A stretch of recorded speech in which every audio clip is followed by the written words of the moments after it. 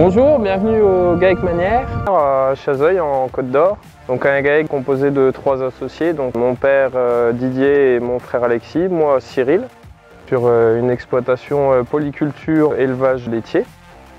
Le GAEC Manière, on a une SAU de 260 hectares, on a 115 vaches laitières, donc de race Simmental, pour une production de 7 à 800 000 litres de lait à l'année. On est sur une race mixte, donc à dominante laitière et quand même une valorisation bouchère. Donc l'exploitation, je me suis installé en 2018. Mon frère s'est installé en mars 2020. Donc en 2018, on a eu un gros chamboulement sur l'exploitation, car mon oncle est parti en retraite, donc on a remis en cause tout le système d'exploitation. Donc avant, on était sur une exploitation à dominante céréalière. Et aujourd'hui, 2 tiers de nos revenus viennent de l'élevage. Donc au niveau polyculture sur l'exploitation, donc la superficie est à peu près répartie sur moitié de culture pure céréalière, donc blé qui est totalement vendu. Et après, on a à peu près 70 hectares d'orge fourragère qui est produit principalement pour l'alimentation du troupeau.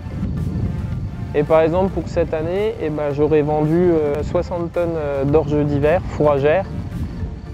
Et à la récolte, si mes calculs sont bons, je devrais réussir à avoir 3 à 4 mois de stock d'avance. Donc la partie fourragère, environ 130 hectares, on a 20 hectares de prairies naturelles, donc 80 hectares de prairies multi-espèces. Et on a 30 hectares qui sont dédiés au métail en silage, donc un mélange à base de triticale, avoine. Et en légumineuse, on est sur une partie févrole, vesse, pois. Donc aujourd'hui, je pars plus que sur un seul mélange. La semence est totalement produite sur la ferme. C'est la partie économique du métail. En intrant, on est très bas, on a 0 désherbage. On gratte 2 fois notre parcelle pour que le champ soit prêt à semer. Car l'avantage du métail, c'est que économiquement, on est très intéressant.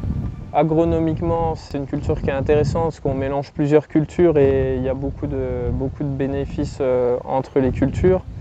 Je fais 2 récoltes sur la même parcelle la même année.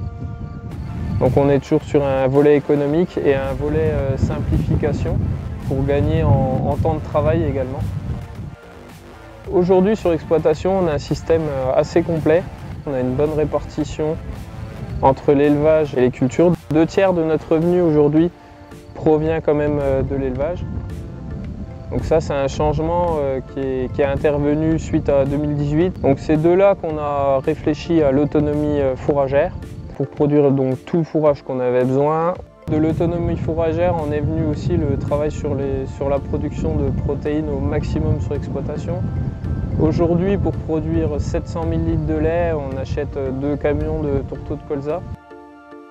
Donc on a diminué un peu plus de moitié nos charges de concentré par rapport à mon installation. Donc c'est ce que l'autonomie fourragère a permis d'apporter.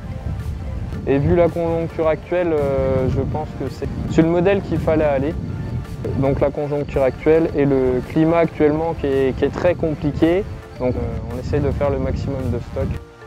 L'autonomie fourragère sur notre exploitation, c'est un travail qui a été long à mettre en place. C'est une réflexion qui a été travaillée sur 3 ans. Les premiers résultats qu'on a réellement, c'est 5 ans. Pendant 2 ans, ça a été des essais.